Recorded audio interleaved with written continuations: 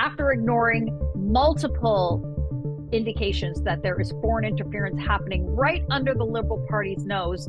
Justin Trudeau's testimony to the Foreign Interference Commission was nothing short of a bombshell. And the only conclusion to come out of that is it's time to name names. Hello, I'm Adrienne Batra. With me are Warren Kinsella and Lorrie Goldstein. Warren, I watched the testimony from Justin Trudeau, and I was nothing short of shocked when he turned around and said that he has names of many Conservative Party members of Parliament, former members of Parliament, and people in and around the Conservative Party that have been potentially subjected to foreign interference. He's got these names, Warren, and yet it's somehow Pierre Poilievre's fault that this is going on. I'm very interested to hear your takeaway from what Trudeau had to say.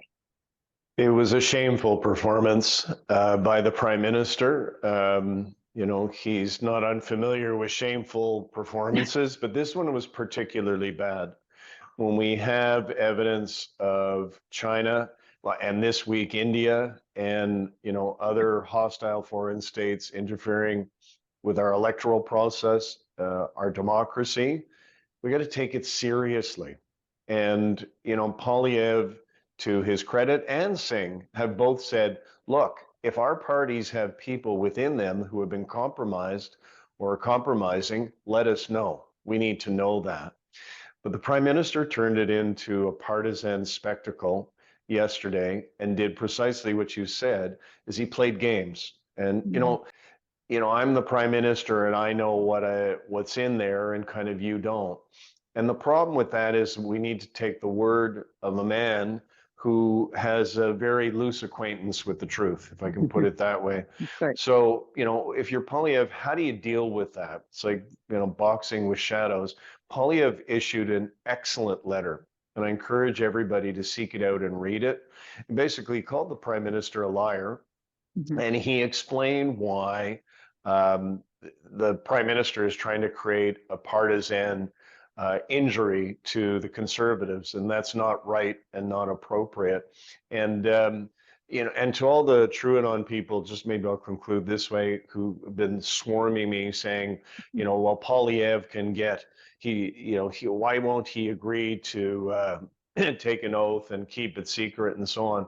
And it's like, boys and girls, he's been a cabinet minister. He actually had a top secret security clearance. He may still, his chief of staff does. What the Liberals are trying to do is prevent him. They're going to show him something, then prevent him from talking about it. And he said, no, I'm not going to fall for that trick. So, I thought yesterday he looked good. The Prime Minister looked bad.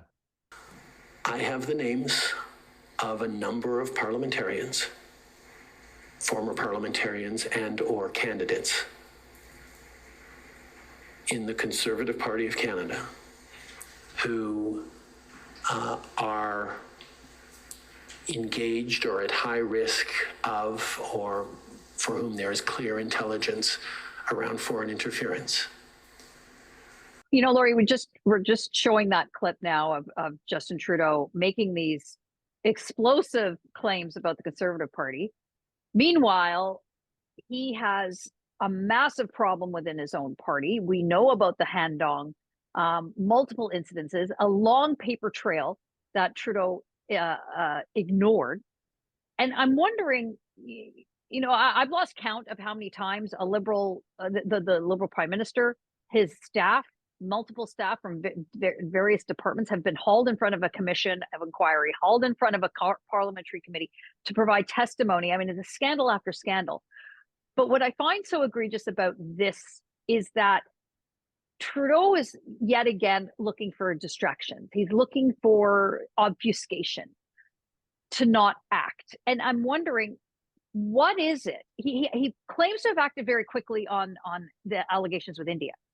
Why is it with these allegations of China's interference, again, well documented, does he not do anything?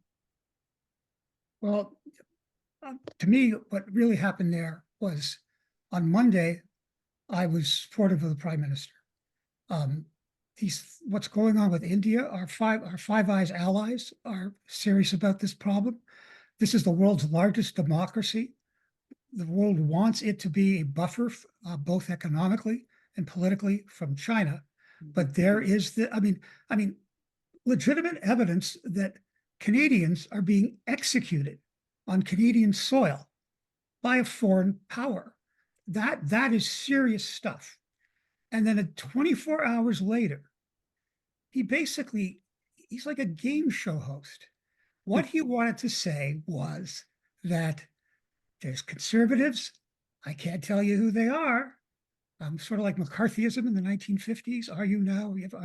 And then, and we know what he's talking about in the context of the conservatives. He wants to link them to India. He doesn't want the liberals to be linked to China, but he can't escape the China link. So he sort of dirties up. And a lot of this whole thing, secrecy. No. We know that the NISACOP, the Committee of Parliamentarians, that is Trudeau's own creation, said in its 2024 report there was interference by India in the Conservative leadership race. And we know from other reports that what's expected is that India wanted Polyev to win because they thought Patrick Brown was too pro-Sikh and the Sikh separatist movement. So this precious idea that we have no idea of what's going on. If you read the NISACOP reports, you know what's going on. They said there was interference by India in the and there was interference by People's Republic of China in 2 races. And so to me, we're dancing around with this. You can't. Look. Also, it doesn't have to be criminal. Maybe people made very bad judgments, right? And if they made bad judgments, then we should know who they are, and they should publicly defend what they did. Maybe people were fooled. Maybe people were caught. I don't know what it is, but this idea that we can't talk about anything, well, it's been 2 years, folks. This is serious business. This is about the security of Canadians and the safety of Canadians, and the Prime Minister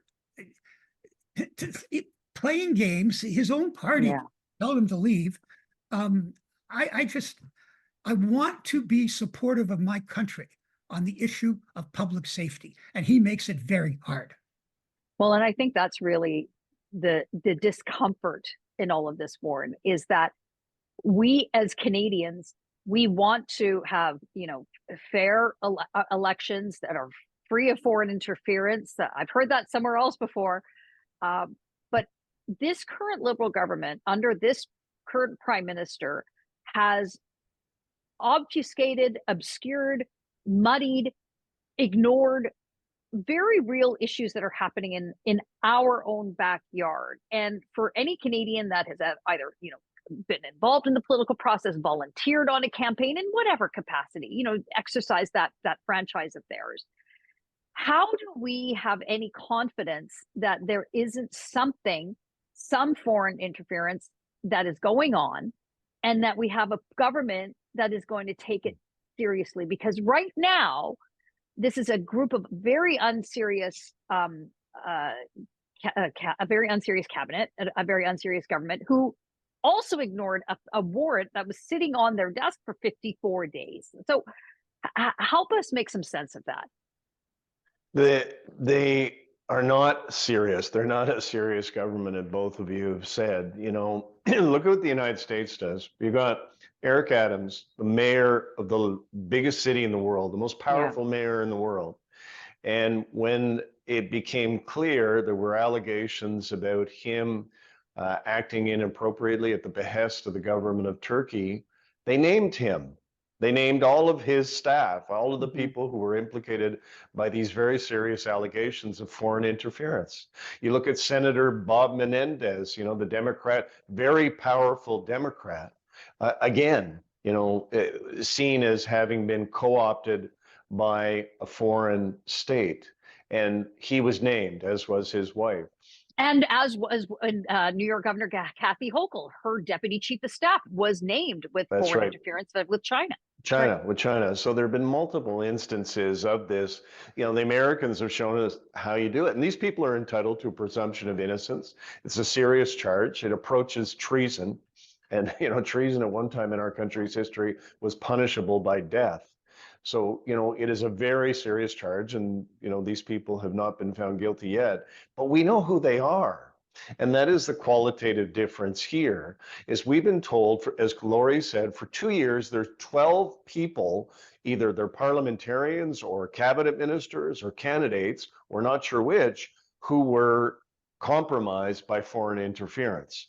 We don't know who they are. We could have been voted. I could have voted for one of them and not known it. One of them could be in cabinet now, and we don't know it.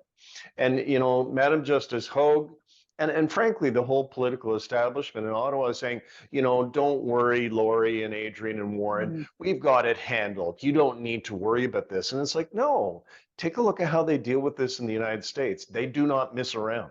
In Britain, going back to the spy scandals in the 50s, like when a politician is compromised in this way, when they're acting in the service of a foreign power, a hostile foreign power, we, the people, are entitled to know. Lorrie, last word to you. Just where are we at moving forward with respect to this? We're potentially a year away from the next federal election. I genuinely believe, as animated as I think that we should be, most Canadians aren't excited about this. They're not following it like we do on a regular basis, and that's fine. That's our job. We're there to inform them about what's going on. But I don't think that this is a ballot box issue. I really don't. I do, however, believe that there's such a desire for a time for change in this country. All these scandals that have piled up and are likely going to topple the Trudeau government. This is just one more drip. But naming the names on that score, why is that so important? Let's remember for a moment that this started, and the inquiry is primarily dealing with interference in the 2019 and 2021 elections. Started out with China. But, you're right about Canadians have a lot of things to concern about. But this one is the job of the government. The job of the government, the primary job of the government of Canada, is to protect the people of Canada internationally and domestically.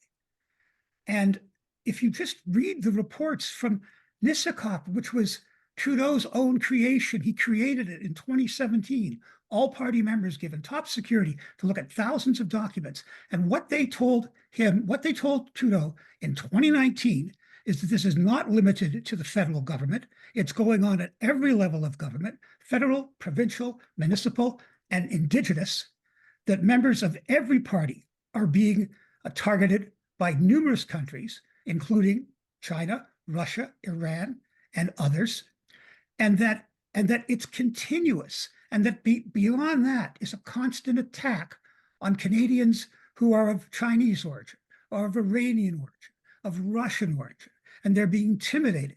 And if they cry out for human rights in their domestic country, as happened to Mr. Chong, their family gets threatening in wherever they are in Hong Kong. We're going to jail them and all that. And so to me, I do agree with you. It's not a top of line voter issue, but this is the substance of good governance. Mm-hmm. If you don't do this well, then we have, so we have organized crime rings in Canada killing Canadian citizens over disputes about what's going on in India. Government has to care about that. And they can't make it a show and like a game show. And that's the problem right now. I think what all this has exposed is, after all this time, 2 years infighting, we still don't have a coherent system for dealing with this. And my great concern is that at the end of it all, there'll be a report, and it'll be filed under W for wastebasket, and away we go. Well, what we do know is it's time for Justin Trudeau to stop with the theatrics and simply name the names. Let us know what you think in the comments below. Like this video and subscribe to our YouTube channel. And go to thetorontosun.com. You'll find commentary and coverage there you will not find anywhere else.